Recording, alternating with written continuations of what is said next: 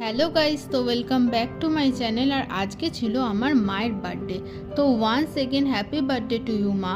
আর আমি চাই তুমি সবসময় এরম হেসে খেলেই আমাদের সাথে সারাটা জীবন কাটাও। আমি যেন প্রতি বছর তোমার জন্মদিনটা এভাবেই মজা করে সেলিব্রেট করতে পারি মা।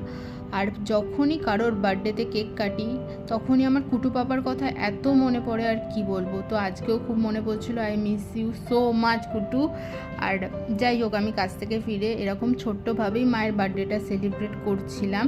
আর মা প্রচণ্ড হ্যাপি হয়ে গেছিলো। আমার মা খুব ছোট ছোট ব্যাপারেই হ্যাপি হয়ে যায়।